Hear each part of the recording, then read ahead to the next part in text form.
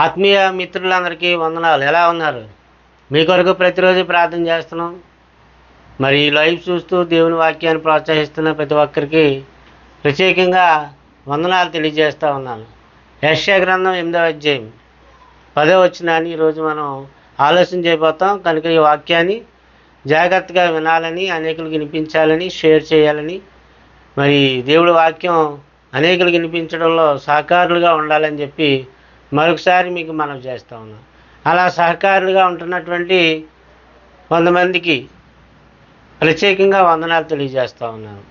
పిల్లలు మరి ఈ సమయంలో ఆ వచనాన్ని మనం చదువుకుని ఆ వాక్యాన్ని మనం నేర్చుకోవడానికి ముందుకు సాగిపోదు. ఆలోచన చేసుకున్నది వ్యర్థమగును, మాట పలికినను అది నిలవదు, దేవుడు మాతో ఉన్నాడు అనగా కిందటి రోజు మనం చూసాం 9వ వచనంలో, జనులారా రేగుడి రేగుడి ఓడిపోతారు దూర దేశస్తులారా ఆలకించండి, మీరు నడుము కట్టుకున్నాను ఓడిపోతారు అని చెప్పేసి, నడుము కట్టుకున్నాను ఓడిపోతారని చెప్పేసి అన్నాడు. ఇక్కడ ఆ 10వ వచనంలో ఏమంటున్నాడు? ఆలోచన చేసుకున్నాను అది వ్యర్థమైపోద్ది, మాట పలికినాను అది వ్యర్థమైపోద్ది. ఎందుచేతంటే దేవుడు మాతో ఉన్నాడు. అదే ఇమ్మానుయేలు అనే పదానికి అర్థం దేవుడు మనతో ఉన్నాడు అని. వాళ్ళు యూదా జనులు దేవుడి మీద విశ్వాసం కలిగిన మాటలు వ్రాస్తూ ఉన్నాడు ప్రవక్త అయిన యెషయా. అంటే దేవుడు మనతో ఉన్నప్పుడు మన విరోధులు, మన శత్రువులు మనకి విరోధంగా ఆలోచన చేసుకున్న అది వ్యర్థమైపోద్ది, అది జరగదు అని చెప్పేసి మనం ఆలోచన కలిగి ఉండాలి, విశ్వాసం కలిగి ఉండాలి, భక్తి కలిగి ఉండాలి. ఎందుకంటే చాలామందికి అటువంటి ఆలోచన లేదు, అటువంటి భక్తి లేదు, అటువంటి విశ్వాసం లేదండి. చాలామందిని మనం చూస్తున్నాం ఈ సమాజంలో. అంటే దేవుడి సంధికి వచ్చినా, పాటలు పాడుతూ ఉన్నా, వాక్యం చదువుతూ ఉన్నా, ప్రార్థన చేస్తూ ఉన్నా, ఏం చేస్తూ ఉన్నా కూడా సరైన విశ్వాసం లేనటువంటి వాళ్ళు ఈరోజు సమాజంలో చాలామంది ఉన్నారు. అంచేత జాగ్రత్తగా ఆలోచించేయండి. ఆలోచన చేసుకున్నాను వ్యర్థమగును, మాట పలుకున్నాను అది నిలవదు, దేవుడు మాతో ఉన్నాడు. అంటే మాట మీద నిలబడడం అనేటువంటిది మహా కష్టమైన పని. మాట నిలబెట్టుకోవడం అనేటువంటిది చాలా కష్టతరమైనటువంటి పని. అది ఎవరో కానీ మాట మీద నిలబడలేరు, మాటను నిలబెట్టుకోలేరు. అంచేత వాళ్ళ మాట పలికినా కూడా అది వ్యర్థమైపోద్ది. దేవుడికి శత్రువులైన వాళ్ళు, దేవుడికి విరోధులైనటువంటి వారు, దేవుడు ప్రజలైన ఇశ్రాయేలీయుల మీద, యూదుల మీద మరి కక్ష సాధించడానికి యుద్ధానికి దిగినటువంటి వాళ్ళు ఏం చేద్దారనుకున్నా అది వాళ్ళకి వ్యర్థమైపోద్దని చేసి ఎప్పుడు దేవుడు చెప్తూ ఉన్నాడు. అంచేత ఇక్కడ కొన్ని రిఫరెన్స్లు మనం చూసినట్లయితే రోమాపత్రిక 8:31 ఇట్లుండగా ఏమందము, దేవుడు మన పక్షము ఉండగా మనకి విరోధి ఎవడు అంటాడు. పౌలు, అపోస్తలుడైన పౌలు ఏమంటాడంటే దేవుడు మన పక్షంగా ఉండగా, వెళ్ళి జాగ్రత్తగా వినాలి, దేవుడు మన పక్షంగా ఉండగా మనకి విరోధి ఎవడు అంటే, దేవుడు మన పక్షంగా ఉండాలంటే మనం ఆయన పక్షంగా ఉన్నవాళ్ళమై, ఆయన పనిలో ఉన్నవాళ్ళమై, ఆయన్ని సంతోషపరిచే వాళ్ళమై, ఆయన మహిమపరిచే వాళ్ళమై, గణపరిచే వాళ్ళమై, ఆరాధించే వాళ్ళమై, ఆయనకు ఆరాధికులుగా, ఆయనకి ఇష్టమైనటువంటి పిల్లలుగా, ఆయనకి ప్రియమైన పిల్లలుగా ఉన్నప్పుడే దేవుడు మన పక్షంగా ఉంటాడు. ఊరకనే దేవుడు ఎవరి పక్షాన వహించడు. ఆయన రక్తంలో, క్రీస్తు రక్తంలో కడగబడినటువంటి వాళ్ళకైతేనే ఆయన పక్షం వహిస్తాడు. కనుక దేవుడు మన పక్షంగా ఉండగా మనకి విరోధి ఎవడు ఏమండి? అంచేత దేవుడిని మన పక్షం చేసుకోవడం అంటే అది సామాన్యమైనటువంటి విషయంగా మీరు తీసుకోవద్దు, చాలా జాగ్రత్తలు వహించాలి. పాత నిబంధనలో మోషే కాలంలో, ద్వితోపదేశ కాలంలో కూడా 20వ అధ్యాయం 1వ వచనంలో, నీవు నీ శత్రువులతో యుద్ధమునకు పోయి గుర్రములను రథములను మీకంటే విస్తారమైన జనములను చూస్తున్నప్పుడు వారికి భయపడవద్దు. వాళ్ళకి విస్తారమైన గుర్రాలు ఉండొచ్చు కాక, విస్తారమైన రథాలు ఉండవచ్చు కాక, లేకపోతే విస్తారమైన సైన్యం సమూహాలు ఉండొచ్చు కాక, కత్తులు కటారులు బాకులు బాణాలు ఇలాంటివి ఎన్నో వాళ్ళకి ఉండవచ్చు. కానీ మరి దేవుడు మనకు పక్షంగా ఉన్నప్పుడు, దేవుడు మనకు తోడే ఉన్నప్పుడు వాళ్ళకి మనం భయపడాల్సిన అవసరం లేదని దేవుడు నిర్భయంగా ఉండండి. దేవుడు నమ్మిన వాళ్ళు నిర్భయంగా ఉండండి. ఏ రోగం వచ్చినా, ఏ తెగులు వచ్చినా, ఏమండి ఎటువంటి రోగాలు, తెగుళ్ళు, వైరస్లు వచ్చినా కూడా మీరు నిర్భయంగా ఉండండి. అసలు మీరు భయపడాల్సిన పని లేదని దేవుడు చెప్తున్నాడు. కనుక వారి గుర్రములను రథములను మీకంటే విస్తారమైన జనములను చూచినప్పుడు వారికి భయపడవద్దు. ఐగుప్తు దేశంలో నుండి నిన్ను రప్పించిన నీ దేవుడైన యెహోవా నీకు తోడై ఉన్నాడు. అనేక మార్లు దేవుడు మనకు తోడై ఉన్నాడన్న మాట రాయబడుతూ ఉంది.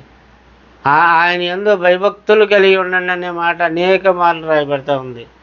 కనుక నీవు నీ శత్రువులతో యుద్ధమునకు పోయి గుర్రములను రథములను మీకంటే విస్తారమైన జన్మలను చూసినప్పుడు వారికి భయపడవద్దు. అసలు చూసి భయపడవద్దు. వాళ్ళు ఎంత గొప్పవాళ్ళు, ఆజానుభావులైన 6 అడుగులు ఎత్తు 7 అడుగులు ఎత్తు వాళ్ళు ఉన్నా కూడా, బలంగా ఉన్నప్పుడు కూడా అసలు వాళ్ళకి మీరు భయపడవద్దు అన్నాడు దేవుడు. ఎందుకంటే అంతకన్నా బలమైన వాడు, అంతకన్నా శక్తివంతుడైన దేవుడు మనకు తోడుగా ఉన్నాడు. అంచేత అలాంటి వాళ్ళకి భయపడవద్దు అని చెప్పేసి ఈ ద్వితీయోపదేశకాండం 20వ అధ్యాయం 1వ వచనంలో మనం చూసాం. ఇంకా 2వ వచనంలో ఏం చెప్తున్నాడు, అంతేకాదు మీరు యుద్ధములకు సమీపించినప్పుడు యాజకుడి దగ్గరకు వచ్చి ప్రజలతో ఎలాగూ చెప్పవలను. వాళ్ళు యుద్ధానికి వెళ్ళేటప్పుడు దేవుని యాజకుడైనటువంటి యాజకుడి దగ్గరికి వచ్చి ఇలా చెప్పాలట, ఇశ్రాయేలు వాళ్ళారా వినండి, నేడు మీరు మీ శత్రువులతో యుద్ధం చేయుటకు సమీపించున్నారు. మీ హృదయంలో జంకనీయకుడి, భయపడకుడి. ఎందుకు భయపడాలి? దేవుడి పక్షంగా మనకి ఉన్నప్పుడు, మన పక్షంగా దేవుడు ఉన్నప్పుడు, దేవుడు ఇమ్మానుయేల్ అనే దేవుడు మనకు తోడుగా ఉన్నప్పుడు, సైన్యములకు అధిపతి యెహోవా తండ్రి మనకు తోడుగా ఉన్నప్పుడు మీ హృదయములను జంకనీయకుడి, భయపడకుడి అంటూ ఉన్నాడు. అభయమిస్తున్నాడు. వణకుడి, వారి ముఖము చూసి బెదరకుడి. మీ కొరకు మీ శత్రువులతో యుద్ధము చేసి మిమ్మల్ని రక్షించేవాడు మీ దేవుడైన యెహోవా. చూసారండి, మీ కొరకు మీ ప్రజలతో యుద్ధం చేసి మిమ్మల్ని రక్షించేవాడు మీ దేవుడైన యెహోవా. అంచేత ఆయనకు భయపడుతూ ఉన్నవాడు ఎవరికి భయపడాల్సిన పని లేదు. శత్రువులకు భయపడవలసిన పని లేదు, విరోధులకైనా భయపడాల్సిన పని లేదు. వాళ్ళు భయపడాల్సింది కేవలం దేవుడికి మాత్రమే. బెదరకండి, వారి ముఖములు చూసి మీరు వణకవద్దు, బెదరవద్దు. మీ కొరకు మీ శత్రువులతో యుద్ధం చేసి మిమ్మల్ని రక్షించేవాడు మీ దేవుడని యెహోవాయే. యెహోవా యుద్ధం యెహోవాదే అంటున్నాడు. మరియు నాయకులు జనులతో చెప్పవలసింది ఏమనగా, క్రొత్త ఇల్లు కట్టుకున్న వాడు గృహప్రవేశం కాకమునిపే నుండి యుద్ధములో చనిపోయిన ఎడల వేరొకడు దానిలో ప్రవేశించును కనుక అటువాడు తన ఇంటికి తిరిగి వెళ్ళవచ్చును. అంటే ఆ కొత్త ఇల్లు కట్టుకున్నాడు కాబట్టి ఆ కొత్త ఇల్లు మీద అతనికి ప్రేమ మక్కువ ఉంటుంది కాబట్టి వాడు యుద్ధంలోనికి రావాల్సిన అవసరం లేదు. వాడు వాళ్ళ ఇంటికి పోయి వాళ్ళ ఇంట్లో వాడు నివసించవచ్చు అని దేవుడు అతనికి వెసులుబాటు కలుగజేస్తున్నాడు. ద్రాక్ష తోట వేసి ఇంకా దాని పండ్లు తినక ఒకడు యుద్ధంలో సరిపోయిన ఎడల వేరొకడు దాని పండ్లను తినును కనుక అట్టివాడును తన ఇంటికి తిరిగి వెళ్ళొచ్చు. వాడు ద్రాక్ష తోట పళ్ళు తినొచ్చు. ఒకడు స్త్రీని ప్రదానం చేసుకొని ఆమెను ఇంకను పరిగ్రహింపక మునిపే యుద్ధములో చనిపోయిన ఎడల వేరొకడు ఆమెను పరిగ్రహించును కనుక అట్టివాడును తన ఇంటికి తిరిగి వెళ్ళవచ్చును. కేవలం ప్రధానమే చేసుకున్నాడు, పెళ్ళి ఇంకా చేసుకోలేదు. అలాంటప్పుడు వాడు యుద్ధానికి వెళ్ళి చనిపోతే ఆమె పరిస్థితి ఏంటి? అంచేత ఆవిడ వేరొకరు చేసుకోవాల్సి వస్తుంది కదా. అంచేత అటువంటి వాడు కూడా వెనక్కి వెళ్ళిపోవచ్చు అని చెప్పేసాను. నాయకులు జనులతో ఎవడు భయపడి మెత్తని గుండె గలవాడగునో వాడు తాను ధైర్యపడిన రీతిగా తన సహోదరుల గుండెలు అధైర్యపరచుకున్నట్లు తాను ఇంటికి తిరిగి వెళ్ళవచ్చు. పిరికోడు ఎవడన్నా ఉన్నట్లయితే, భయపడేవాడు ఎవడున్నట్లయితే వాడు కూడా యుద్ధానికి వెళ్ళవసరం లేదు, వాడు కూడా ఇంటికి వెళ్ళిపోవచ్చు. ఎందుకంటే వాడిని బట్టి అనేక మంది భయపడిపోతారు. చాలామంది అండి పిరికి వాళ్ళు మనకు కనిపిస్తూ ఉంటారు క్రైస్తవ్యంలో కూడా. వాళ్ళు ఏమంటారేమో, వీళ్ళు ఏమంటారేమో, వాళ్ళు ఏం చేస్తారేమో, వీళ్ళు ఏం చేస్తారేమో, వాళ్ళు ఏమనుకుంటారో, వీళ్ళు ఏమనుకుంటారో, ఎవరెవరు ఏమనుకుంటారు. మనుషులు మెప్పు కొరకు బోధించే వాళ్ళు కనిపిస్తూ ఉంటారు మనకి. మనుషుల యొక్క మెప్పును పొందడానికి, మనుషులను మెప్పించడానికి, ఏమండి మనుషులను సంతోష పెట్టడానికి బోధించే వాళ్ళు ఎందరో మనకి ప్రపంచంలో క్రైస్తవ్యంలో కనిపిస్తూ ఉన్నారు. అలా ఉండవలసిన అవసరం లేదు. ఎవడైనా పిరికోడు ఉంటే నాయకులు జనులతో ఎవడు భయపడి మెత్తని గుండె గలవాడగునో వాడు తాను అధైర్యపడిన రీతిగా తన సహోదరుల గుండెలు అధైర్యపరచుకున్నట్లు తన ఇంటికి తిరిగి వెళ్ళిపోవచ్చు అండి. కనుక యుద్ధానికి వెళ్ళేటువంటి వాడికి ధైర్యం ఉండాలి. ఈ ఇంటి మీద కానీ, భార్య మీద కానీ, స్థలాల మీద కానీ, పొలాల మీద కానీ, తోటలు కానీ, వాళ్ళకు ఉన్నటువంటి ఆస్తులు పాస్తులు వాటి మీద దేని మీద కూడా మరి వాళ్ళు మనసు పెట్టుకోకూడదు. అలాగే ఇప్పుడు క్రైస్తవులమైన మనము ఆత్మీయ యుద్ధంలో ఉన్నాం.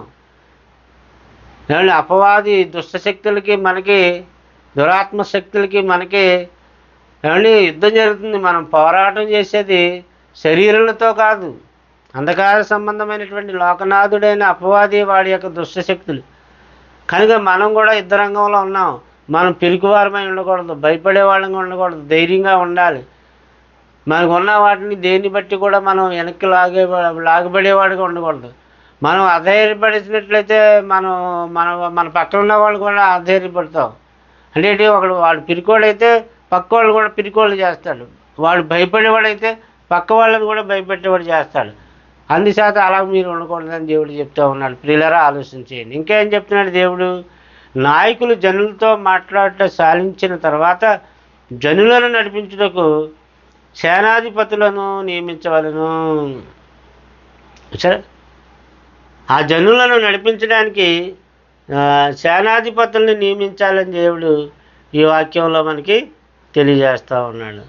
సమూయేలు మొదటి గ్రంథం 17వ అధ్యాయం 4వ వచనం కూడా మనం చూసినట్లయితే ఈ బోధ అబ్షాలోముకు ఇశ్రాయేలు వారి పెద్దలకు అందరికీ యుక్తంగా కనబడింది.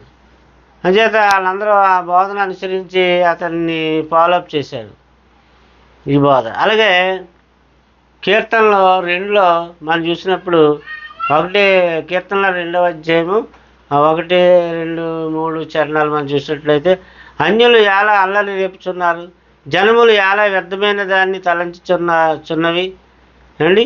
మనము వారి కట్లు తెప్పుదాం రండి, వారి పాశములను మన యొద్ద నుండి పారవేదము రండి అని చెప్పుకొంచు అండి, వాళ్ళు చెప్పుకొంచు ఉన్నారు అని చెప్పేసి అంటున్నాడు.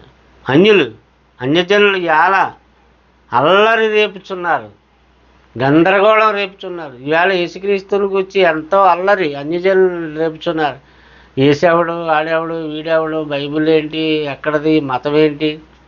మతం కాదు ఇది. క్రీస్తు అనేటువంటిది, క్రైస్తవ్యం అనేటువంటిది క్రీస్తు ప్రభు మార్గం అని చెప్పినా కూడా వాళ్ళు ఎంతో అల్లరి సృష్టిస్తున్నారు. వ్యర్థమైన దాన్ని జనములు ఎలా వ్యర్థమైన దాన్ని తలంచుతున్నారు. పనికిరాని వాటికి ప్రాముఖ్యత ఎందుకు ఇస్తున్నారు? పనికొచ్చేదాన్ని ఎందుకు పక్కన పెడుతున్నారు? దేవుడిని అనుసరించకుండా పనికిరాని వాటిని ఎందుకు అనుసరిస్తున్నారు? సృష్టికర్తను పూజించకుండా సృష్టిని ఎందుకు పూజిస్తున్నారు? సూర్యుడు దేవుడని, చంద్రుడు దేవుడని, భూమి దేవుడని, వర్షం దేవుడని, గాలి దేవుడని, నేల దేవుడని, ఈ సృష్టి దేవుడని సృష్టికర్తకు బదులుగా సృష్టిని పూజించే పరిస్థితి ఈరోజు మనకు కనిపిస్తుంది. ఎలా వ్యర్థమైన దాన్ని అనుసరిస్తున్నారు. ఎలా దేవుడిని విడిచిపెట్టి దేవుడు కానిటువంటి వాటిని, సృష్టిలో ఉన్నటువంటి వాటిని మరి ఎందుకు ఆరాధిస్తున్నారు? ప్రకృతిని ఆరాధించే ప్రకృతి ప్రియులుగా మారారు. కానీ ఆత్మ అయిన దేవుడిని ఆరాధించకుండా, ఆత్మకు ప్రియులుగా మారకుండా, అంటే దేవుడు ఆత్మ కనుక ఆయనకి ప్రియులుగా మారకుండా ఈ ప్రకృతి మాయలో పడి ప్రకృతి ఆరాధకులు ఈరోజు ఎందరో మనకి కనిపిస్తూ ఉన్నారు. అందుకని ప్రకృతి కూడా వికృతంగా మారిపోతుంది. ఆయా సమయాల్లో తుఫాన్లు కానివ్వండి, వరదలు కానివ్వండి, ఎన్నో మరి భయంకరమైనటువంటి సునామీలు కానివ్వండి, భూకంపాలు కానివ్వండి, ప్రకృతి కూడా వికృతంగా తన రూపాన్ని మార్చుకుని తన యొక్క ఉగ్రతను కనబరిచే పరిస్థితి తెచ్చుకుంటూ ఉన్నారు మనుషులు. అంటే అది దేవుడు ఆజ్ఞకు లోబడుతుంది, అది దేవుడు పనులను నెరవేరుస్తుంది అనేటువంటిది వాస్తవం.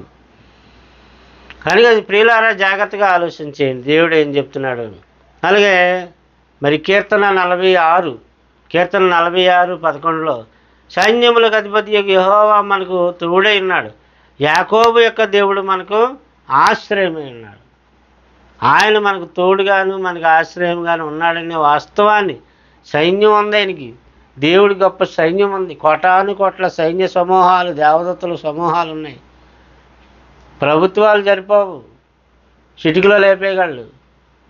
ఏ ప్రభుత్వానైనా, ఏ అణుబాంబులున్నా, అణుశక్తులున్నా వెపన్స్ ఉన్నా అండి, ఎటువంటి ఆయుధాలున్నా కూడా ఈ సైన్యములకు అధిపతి యెహోవా ముందర అవి ఏమి పనికిరావు.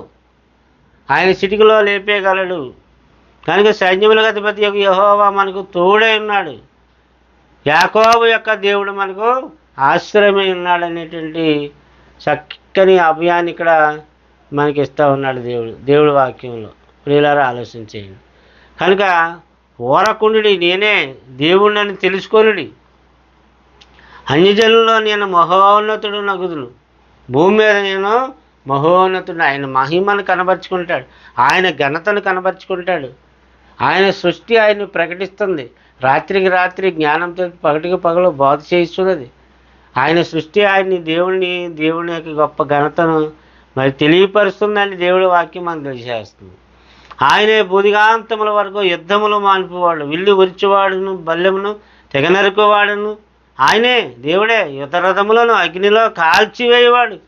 యుద్ధ రథములను ఐగుప్తు సముద్రములో ముంచివేశాడు. ఐగుప్తు నుంచి వచ్చినటువంటి యుద్ధ రథాలన్నీ కూడా ఆ ఎర్ర సముద్రంలో మునిగిపోయినాయి. ఆ యుద్ధానికి వచ్చిన సైనికులందరూ కూడా ఆ ఎర్ర సముద్రంలో మునిగిపోయారు. వాళ్ళ గుర్రాలు, వాళ్ళ రథాలు, వాళ్ళ ఆయుధాలు, బాణాలు, బళ్ళాలు అన్నీ కూడా ఆ యొక్క సముద్రంలో మునిగిపోయినాయి. ఇశ్రాయేలు వాళ్ళు ఏమీ చేయలేకపోయారు. కారణం దేవుడు వాళ్ళకి తోడై ఉన్నందువలన. ప్రియులారా, ఆలోచించేయండి. ఇమ్మానుయేలు అంటే దేవుడు మనకు తోడు. యెహోవా చేసిన కార్యములు వచ్చి చూడుడి. ఆయనే భూమి మీద నాశనములు కలుగజేయవాడు, దేశాలకు నాశనాన్ని కలగజేయవాడు. అనేక దేశాలు ప్రపంచవ్యాప్తంగా నాశనాలు కలగజేయవాడు, రక్షణ కలగజేయవాడు ఆయనే. లోబడకపోతే నాశనాన్ని కలగజేయవాడు కూడా ఆయనే. సైన్యములకు అధిపతి యెహోవా అని ఆయనకి పేరు. ఆయన మనకు తోడై ఉన్నాడు. యాకోబు యొక్క దేవుడు మనకు ఆశ్రయమై ఉన్నాడని చెప్పేసి అన్నాడు. జనములు ఘోషించుచున్నవి, రాజ్యములు కదులుచున్నవి. ఆయన తన కంఠధ్వని వినిపించగా భూమి కరిగిపోవచ్చున్నది. కంఠధ్వని అంత గొప్పదైనటువంటి దేవుని స్వరం, దేవుని ధ్వని వినిపిస్తుంటే రాజ్యాలు కదిలిపోతున్నాయి, దేశాలు ఉనికిపోతున్నాయి, సైన్యాలు తల్లడిల్లిపోతూ ఉన్నాయి. అటువంటి శక్తివంతుడైన దేవుని వదిలి మనం ఎవరిని అనుసరిస్తున్నాం? దేవుడు ఆ పట్టణంలో ఉన్నాడు, దానికి చలనం లేదు. అరుణోదయమున దేవుడు దానికి సహాయం చేయుచున్నాడు. ఏకవునే అరుణోదయాన్ని. ఆ పట్టణానికి దేవుడు, ఏ పట్టణంలో దేవుడు ఉన్నాడో, ఏ దేశంలో దేవుడు ఉన్నాడో, ఎక్కడ దేవుడు నిజంగా ఆరాధించబడుతున్నాడో, ఎక్కడ సత్యం ప్రకటించబడుతుందో ఆ దేశాన్ని, ఆ పట్టణాన్ని దేవుడు కాపాడుతున్నాడు. దానికి చలనం లేదు. సరే, ఎంత గొప్ప దేవుడు మనం నమ్మినటువంటి దేవుడు. అరుణోదయమున దేవుడు దానికి సహాయం చేయుచున్నాడు, సహాయకుడు ఉన్నాడు. సరే, ఒక నది కలదో, దాని కాలువలు దేవుని పట్టణమునకు సర్వోన్నతుని మందిరము పరిశుద్ధ స్థలములను సంతోషపరచుచున్నవి. అదే జీవజల నది, దేవుని వాక్యం. ఆ వాక్యం మనకి ఈరోజు వింటున్న వాళ్ళందరినీ కూడా అది ధైర్యపరుస్తుంది, బలపరుస్తుంది. కనుక దేవుని పిల్లారా, ఆలోచించేయండి. ఎంత మంచి మాటలు దేవుడు ఇక్కడ తెలియజేస్తూ ఉన్నాడు. యోహాను మొదటి పత్రిక 4:4 చిన్నపిల్లారా, మీరు దేవుని సంబంధులు, మీలో ఉన్నవాడు లోకములో ఉన్నవానికంటే గొప్పవాడు కనుక మీరు వారిని జయించి ఉన్నారు. చూసారా, ఈ లోకంలో ఉన్న లోకనాథులు, లోక సంబంధులు, ఈ శత్రు సమూహాలు, దేవుడికి విరోధంగా ఉన్న వాళ్ళందరినీ జయించడానికి ఇదిగో మీరున్నారు క్రైస్తవులుగా భూమి మీద. మీరేం ఆశ్చర్యపడవద్దు, మీరేం భయపడవద్దు, నిర్భయంగా ఉండండి. మీలో ఉన్నవాడు గొప్పవాడు అని దేవుడు చెప్తూ ఉన్నాడు. 33వ కీర్తన 10-11 కూడా చెప్పుకుని మనం ముగించుకోవచ్చు. పిల్లలు ఆలోచించండి. అన్యజనులు ఆలోచనలను యెహోవా వ్యర్థపరచును. వాళ్ళు ఎంత ప్లాన్ చేసినా, వాళ్ళు ఎంత గొప్ప ప్లానింగ్లు చేసినా, ఎన్ని ఆయుధాలున్నా, రథాలు గుర్రాలున్నా వాళ్ళందరినీ వ్యర్థపరుస్తున్నాడు. వాళ్ళ ఆలోచన వ్యర్థపరుస్తున్నాడు. జనముల యోచనను ఆయన నిష్ఫలములుగా చేయును. యెహోవా ఆలోచన సదాకాలం నిలుచును, ఆయన సంకల్పం తరతరములను ఉండను. అద్భుతమైన దేవుడు. ఆయన ఆలోచనలు సదాకాలం ఉంటాయి, తరతరాలు నిలుస్తాయి. నువ్వు దేవుళ్ళు ఉంటావా? నువ్వు నిలుస్తావు. ఆయన వాక్యాన్ని అనుసరిస్తావా, నువ్వు నిలుస్తావు. ఆయన వాక్యమును ఎవడు గైకుంటాడో వాడు నిలుస్తాడు. లోకము దాని లోకాశలు అన్నీ గతించిపోతాయి. పంచభూతాలు మికిటమైన వెంటంతో లయమైపోతాయి. కానీ దేవుణ్ణి ఆశ్రయించేవాడు, దేవుడి కొరకు బ్రతికేవాడు, వాడు ఉంటాడు. దేవుడు వాడిని ఉండిస్తాడు. అన్యజనుల ఆలోచనలు అన్నీ వ్యర్థమైపోతాయి. యెహోవా వాటన్నిటినీ వ్యర్థపరిచేస్తాడు.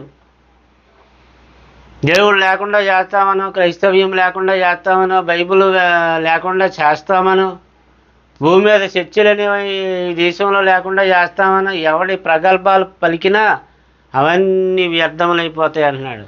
జనముల ఆలోచనలను ఆయన నిష్ఫలములుగా చేర్చున్నాడు. ఒక్కటి కూడా జరగదు. యెహోవా ఆలోచన, ఆయన సంకల్పం, ఆయన జ్ఞానం, ఆయన మాటలు, ఆయన వాక్యం నిలుస్తుంది. ఆయన సంకల్పంలో తరతరములు నిలుచును. చదవండి 33వ కీర్తన. దేవుని పిల్లలు ఆలోచించేయండి. కానీ అంత గొప్ప దేవుడు, అంత గొప్ప అభయాన్ని మనకి ఇచ్చినప్పుడు మనం దేనికి భయపడాల్సిన అవసరం లేదు. మరొక మాట చూద్దాం. యెషయా గ్రంథం 41:10. నీవు నా దాసుడు మరియు నేను నిన్ను ఉపేక్షింపక ఏర్పరచుకుంటునని ఏమండి నేను నీతో చెప్పి ఉన్నాను. నీకు తోడై ఉన్నాను, భయపడకుము. నేను నీ దేవుణ్ణి ఉన్నాను, దిగులు పడకుము. నేను నిన్ను బలపరుతును, నీకు సహాయం చేయవాడు నేనే. నీతి అను నా దక్షిణ హస్తముతో నిన్ను ఆదుకొందును. అసలు నీతి అనేటువంటి దేవుని దక్షిణ హస్తంతో దేవుడు ఆదుకుంటానని చెప్పి అభయం ఇస్తున్నాడు. ఆపదలో ఉన్నవారికి అభయం, అనారోగ్యంతో ఉన్నవారికి అభయం, శత్రుభయంతో ఉన్న వాళ్ళకి అభయం, పిరికి వాళ్ళకి అభయం ఇచ్చే వాళ్ళని భయపడుతున్న వాళ్ళకి ధైర్యం చెప్పి హక్కున చేర్చుకొని ఆయన రెక్కల చాటును భద్రపరిచే గొప్ప శక్తిమంతుడైన దేవుని మనం నమ్ముచున్నాం. కనుక మనం భయపడవలసిన పని లేదు, అధైర్యపడవలసిన పని లేదు. ఇలా ఆలోచించండి. ఎటువంటి పరిస్థితుల్లో కూడా మనం ధైర్యంగా ఉండాలని చెప్పేసి అంటున్నాడు. మత్తయి సువార్త 10:28లో నేను మీకు ఏ సంగతులను ఆజ్ఞాపించుతునో. మత్తయి సువార్త 28:20 నేను మీకు ఏ సంగతులు ఆజ్ఞాపించిన వాటన్నిటినీ గైకొనవలని వారికి బోధించాడు. ఇదిగో యుగ సమాప్తి వరకు సదాకాలము మీతో కూడా ఉన్నాను. అదే ఇమ్మానుయేలు అనే మాటకు అర్థం. మీతో సదాకాలం కూడా ఉన్నాను. దేవుడు ఇమ్మానుయేలు భాషాంతరం, దేవుడు మనకు తోడే ఉన్నాడు. భయపడవలసిన పని లేదు. కనుక అందరూ నిర్భయముగా ధైర్యంగా ఉండి దేవుని అనుసరించాలని కోరుతూ ఇంతవరకు వాక్యం ఓపికగా ఉన్నందుకు వందనాలు తెలియజేస్తూ మరి ప్రార్థనలో ఏకీభవించండి. ప్రార్థన చేసుకుందాం. ప్రేమగల తండ్రి, కృపగల తండ్రి, మీ ఘనమైన నామానికి వందనాలు, స్తోత్రాలు. ఇంతవరకు వాక్యం విన్న ప్రతి ఒక్కరిని కూడా దీవించండి, ఆశీర్వదించండి. వాళ్ళు ఎవరైనా రోగులై ఉంటే దయతో స్వస్థపరచండి. వాక్యం నేర్చుకోవడానికి క్రమం తప్పకుండా లైవ్ని వాళ్ళు వీక్షించడానికి ఒక క్రమాన్ని వాళ్ళు ఏర్పరచుకోవడానికి వాళ్ళని బలపరచమని క్రీస్తు ప్రభు నామాన్ని ఈ ప్రార్థన అడిగి వేడుకొంచున్నాం తండ్రి. ఆమేన్. అందరికీ వందనాలు.